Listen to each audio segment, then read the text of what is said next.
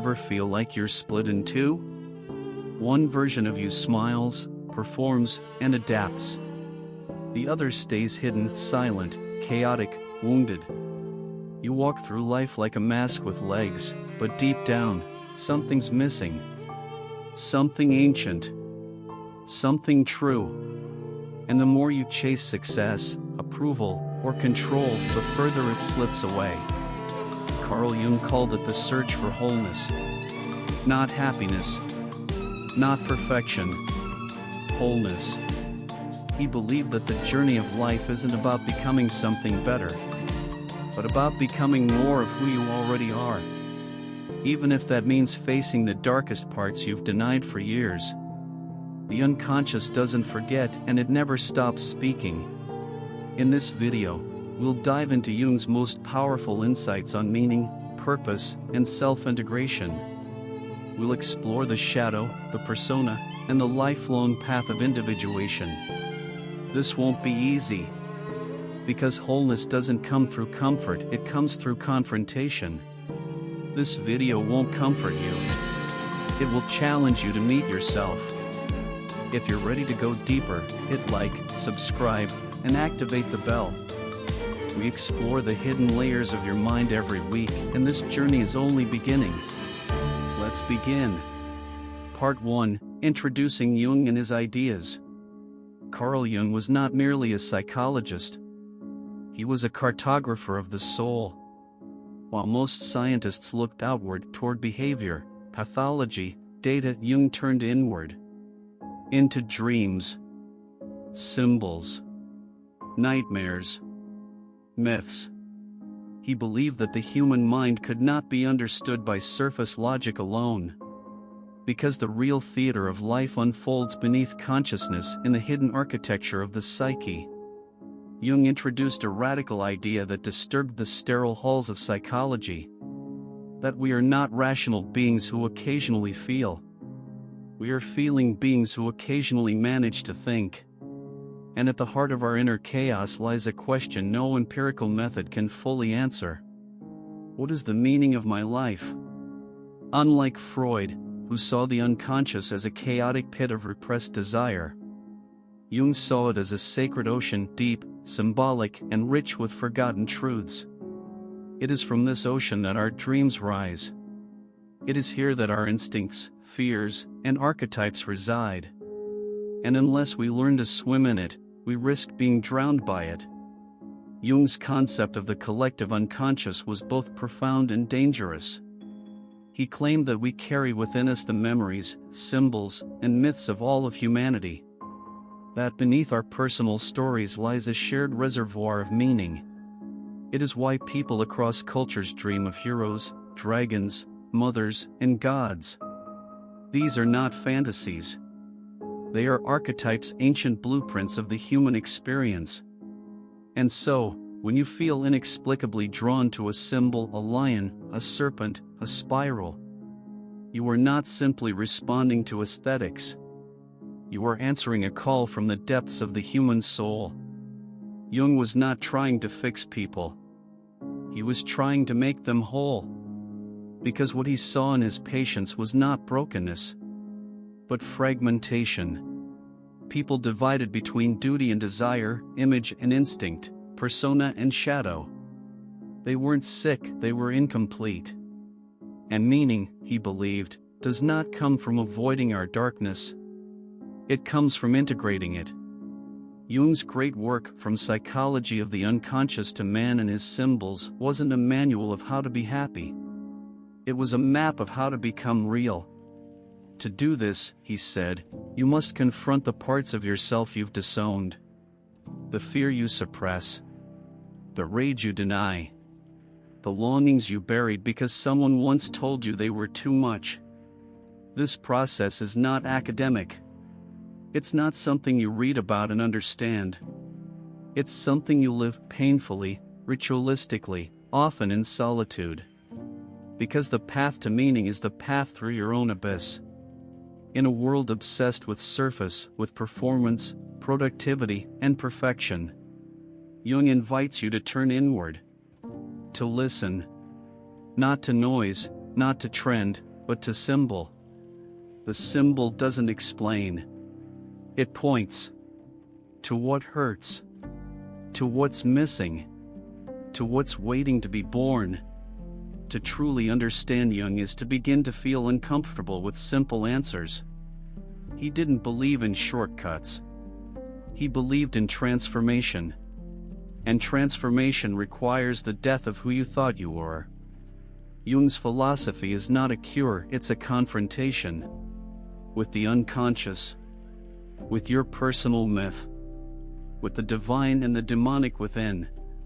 He saw each human life as a myth in motion, not something random or meaningless, but a story written in symbols, waiting to be interpreted.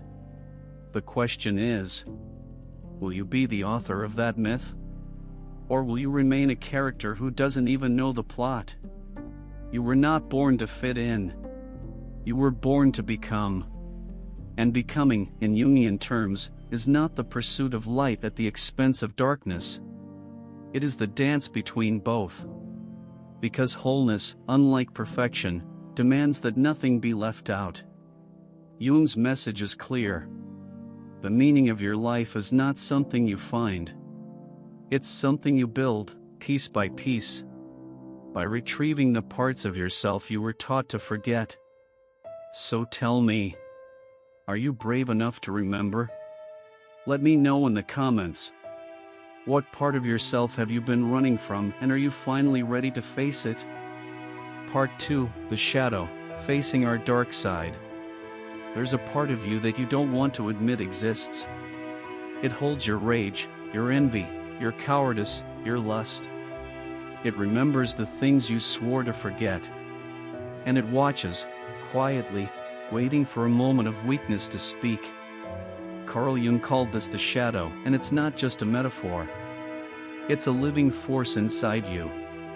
The parts of your psyche you rejected, disowned, or buried out of fear, shame, or social pressure. But what you suppress doesn't die. It festers. You try to be good, polite, kind, spiritual. You say the right things, follow the rules, smile at the right moments. But underneath that carefully curated persona is a beast with teeth. And the more you ignore it, the more it controls you. Because what we refuse to see in ourselves, we project onto others. That's why you hate the loud man in the room, the confident woman, the angry protester. Not because they're wrong, but because they remind you of something you've denied in yourself.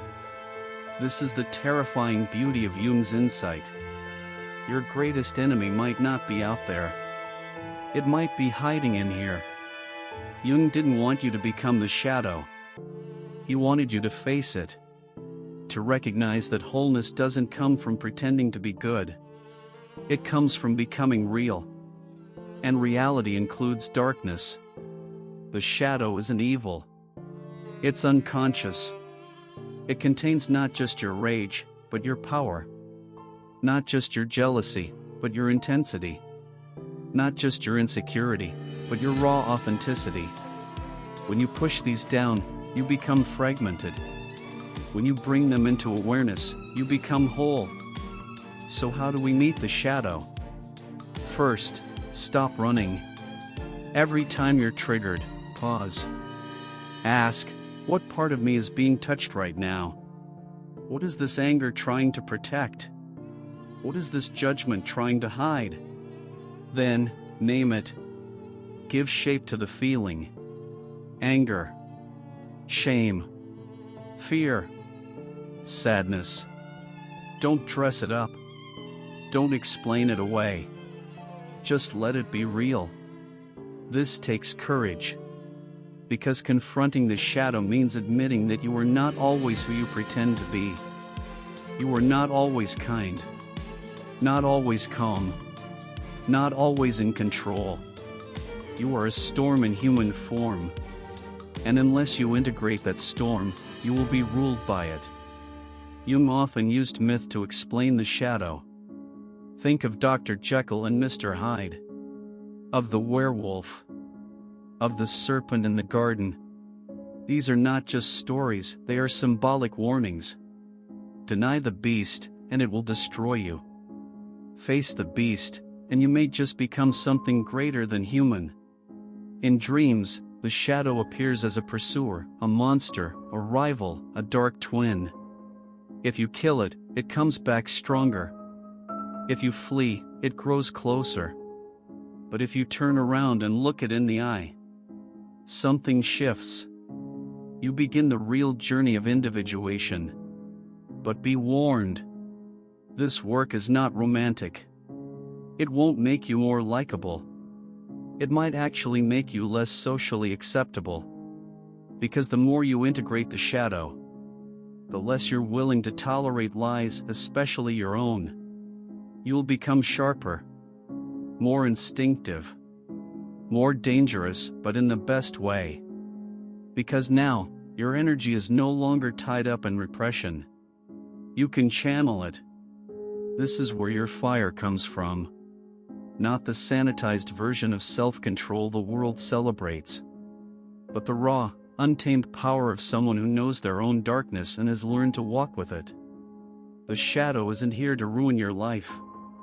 It's here to wake you up. It wants you to stop playing small, to stop being fake, to stop pretending that everything is fine when your soul is starving. Because the truth is, there is no light without shadow, no wholeness without darkness, no freedom without first facing what enslaves you. So go ahead, stand in front of a mirror tonight, and ask yourself not who you are, but who you've refused to be. That answer might scare you, but it will also set you free. Leave a comment and tell me, what part of your shadow are you ready to face, no matter how uncomfortable it is? Part 3, the persona, the mask we wear. Every morning, you put it on. Before you even open your eyes, it's already there. The smile, the posture, the voice you'll use to be acceptable, to be liked, to be safe. Carl Jung called this facade the persona. Not your true self, but the mask you wear to survive in the world. It begins in childhood. You learn quickly what parts of you earn praise and what parts bring punishment. So you shape yourself like clay into someone others can tolerate. You become obedient. You become pleasant. You become small. And the world rewards you for it. The persona isn't evil. It's necessary. Without it, you couldn't function in society. We all need roles: teacher, friend, parent, leader. We all need language to relate, boundaries to protect, and rules to belong. But the danger comes when you forget that it's a mask. And worse, when you mistake the mask for yourself. You start to believe your own performance. You think, I'm the funny one. I'm the responsible one. I'm the peacemaker. But beneath every rigid role is a soul starving to breathe. The persona is clean, controlled, predictable. But your inner life is messy, wild, contradictory. The more you identify with the mask, the more you repress your truth. And eventually, something inside you breaks. Jung warned that the persona becomes dangerous when it blocks your connection to the self. You're not lying to others, you're lying to yourself. You curate an image, polish it, feed it likes and approval. But every time you betray your real feelings to maintain it, you sink deeper into disconnection. This is why high achievers often feel hollow. Why successful people spiral. Why the ones who have it all end up lost. Because what they built was a persona. And the persona cannot hold the weight of a soul. You start to hear whispers in the night. Restlessness. Discontent. A strange sadness that doesn't respond to logic. That's your authentic self banging on the walls of your performance, begging to be let out. You might begin to feel fake even in relationships. You smile while thinking about escape. You say I'm fine when you're crumbling inside. You perform happiness, but you don't feel it. The persona keeps you from being rejected, but it also keeps you from being known. Because no one can love you if you're not showing them the real you. And you can't feel meaning in life if you're living someone else's script. So what happens when the mask slips? Sometimes, it's a crisis, a breakdown, a divorce, a burnout, a sleepless night that turns into a year of depression. In Jungian terms, this is the psyche's rebellion against the persona. The soul refuses to be ignored and it collapses the lie you've built. But this collapse isn't the end. It's the beginning of truth, the beginning of individuation, the beginning of a new life, not based on who you think you should be, but on who you actually are. So how do you let go of the mask? Start with brutal honesty. Not with others, with yourself.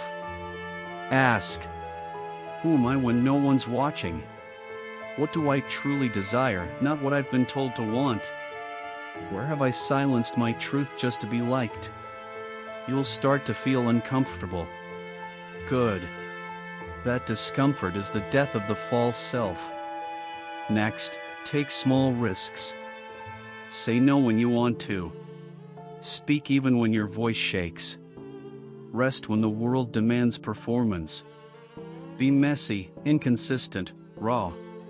That's where your real life begins. You'll lose some people. You'll lose some approval. But you'll gain something greater. Integrity. Because wholeness isn't about being perfect. It's about being honest, especially with yourself. Jung believed that the persona must be conscious. You don't need to destroy it. You need to wear it lightly. Use it when needed, remove it when alone, and never let it define your soul. In mythology, the mask often grants power. But if you wear it too long, you forget who you are. The hero's journey always involves removing the mask and facing the raw, unfiltered truth beneath. So here's the question. Are you brave enough to meet yourself, without the costume? Drop a comment and tell me, what part of your persona do you no longer want to wear, and what truth are you finally ready to live? Part 4, Individuation, the journey towards wholeness. There is a path that doesn't begin in the world. It begins inside you. Not on maps, not in books, but in the quiet space where the soul whispers and the ego trembles. Carl Jung called this path individuation, and it is the true purpose of your life. Individuation is not self-improvement. It's not about becoming better, faster, more successful. It's about becoming whole. And wholeness means confronting everything you've rejected, buried, or feared. From the moment you were born, society began carving pieces off you. This is who you're allowed to be. This is who you must never become. This is what you should want. This is what you must fear. So you played along. You split yourself. One part adapted, the persona. Another part got locked away, the shadow. And the rest? It scattered into dreams, symptoms, longings you couldn't explain. Individuation is the process of gathering those pieces, of calling every exiled part of yourself home. But here's the truth. This journey will not make you normal. It will not make you likable. It will make you real, and reality is uncomfortable. You'll begin to feel torn between who you were taught to be and who you truly are. You might lose jobs, relationships, belief systems. You'll question everything. You'll mourn the life you built on false foundations. But in that morning, something new is born. The self. Not the ego. Not the mask. The self, the totality of who you are, both light and shadow, instinct and spirit. Individuation is not a one-time epiphany. It's a lifelong initiation. It unfolds in spirals, not straight lines. You'll meet the same wound again and again, each time at a deeper level, not because you failed, but because the soul works in layers. Jung believed that dreams are messengers from the unconscious, symbols sent to guide you through this inner labyrinth. A river, a child, a house on fire, none of these are random. They are fragments of your story, urging you to listen, to feel, to integrate. He taught that active imagination, the art of dialoguing with inner images, was not fantasy, but recovery. Not invention, but reconnection with who you were before the world told you who to be. On this path, you will confront the archetypes: the hero, the mother, the trickster, the wise old man, the wounded child. Not as characters in fiction, but as forces in your own psyche. Each one demands something. Each one offers a gift if you're brave enough to face them. The hero in you must leave the village of comfort. The mother in you must learn to nurture your own soul. The trickster will shatter your illusions. The wounded child will beg to be held. And the wise one will whisper truths that terrify your ego but awaken yourself. This is not mystical poetry. This is psychological reality.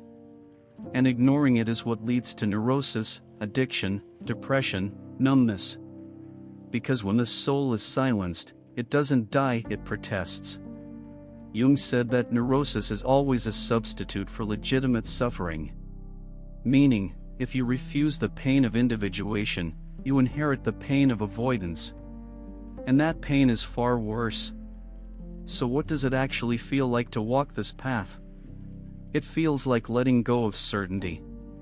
It feels like walking into fog with no guarantee of what lies ahead. It feels like losing yourself until you realize you were never truly yourself to begin with. But slowly, you start to recognize something. A voice, faint but familiar. A pull towards certain people, symbols, places. A sense of inner alignment, not peace, but truth. You're no longer performing life. You're participating in it fully, honestly, raw. You say no when it costs you. You say yes when it scares you. You stop explaining your worth. You stop begging for permission to exist. And one day, you realize you've become someone you recognize. Not someone perfect. Not someone safe. But someone whole. This is the quiet triumph of individuation. No one throws you a parade. No one claps. But inside, something stands tall. Something unshakable. You belong to yourself now. So I ask you, are you still trying to fix yourself? Or are you finally ready to become yourself? Let me know in the comments. What part of your old self are you ready to release, and what truth are you finally ready to claim? Part 5, Living a Jungian Life, Practical Applications. It's one thing to understand Jung's ideas. It's another to live them. To read about the shadow is safe. To confront it in the mirror at 2 a.m., when shame is clawing at your throat, that's different. To study the persona is interesting.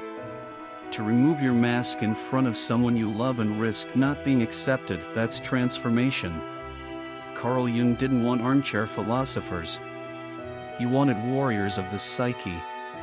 Not those who knew the symbols, but those who lived them. And living a Jungian life is not an academic pursuit.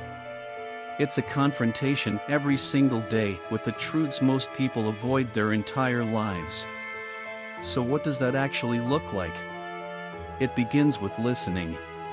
Not to the noise outside, the trends, the advice, the algorithms, but to the dreams, the synchronicities, the strange images that rise uninvited into your awareness. Jung called the dream the royal road to the unconscious. And he meant it. Because every night, your soul speaks to you. But most people don't listen. They dismiss their dreams as random. But dreams are not random, they are oracles in disguise. The monster chasing you is not just a nightmare. It's your repressed rage. The drowning scene? Your buried grief. The endless staircase? Your longing for transcendence. To live a Jungian life is to stop running from these messages. It is to write them down, to meditate on them, to ask, "What are you trying to tell me?" And then, to act. Another powerful tool is active imagination. This is not fantasy.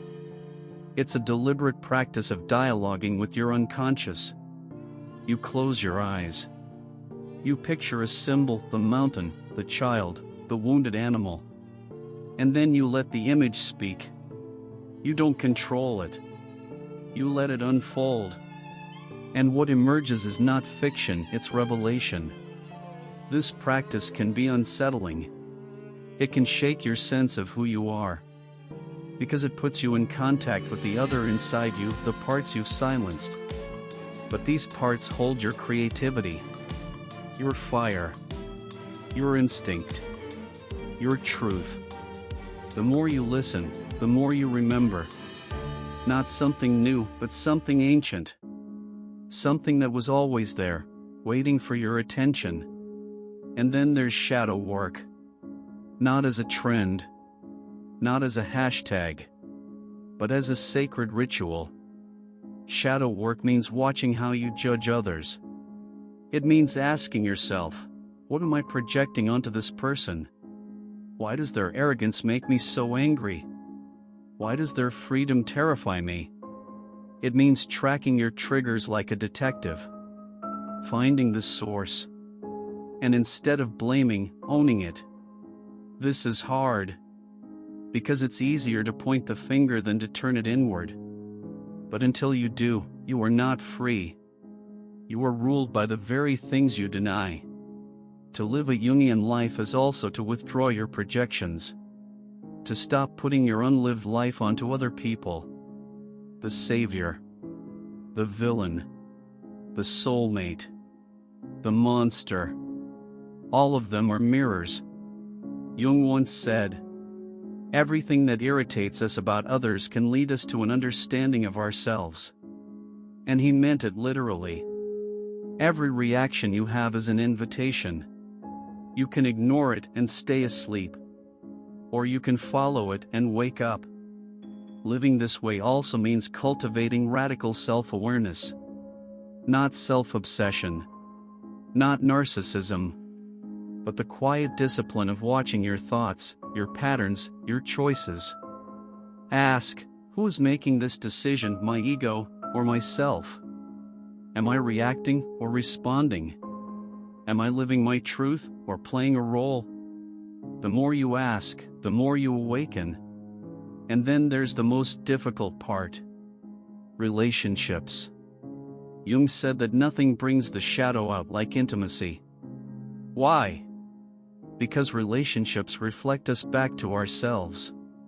The parts you hide in solitude, they emerge in connection. You'll notice your control, your jealousy, your avoidance, your people-pleasing. All of it is data. Not shame. Not failure. Data. Use it. Reflect on it. Talk about it with people who do the same. This is not self-help. This is psychological alchemy. Jung also emphasized the importance of ritual and symbol. Not because he was religious, but because he knew the psyche speaks in symbols. A candle. A sacred object. A song that evokes the soul. These things matter. They anchor the unconscious. They remind us that life is not just material, it is mythic. And to live fully, we must honor both. Finally, living a Jungian life means embracing meaning even when life hurts. Especially when it hurts.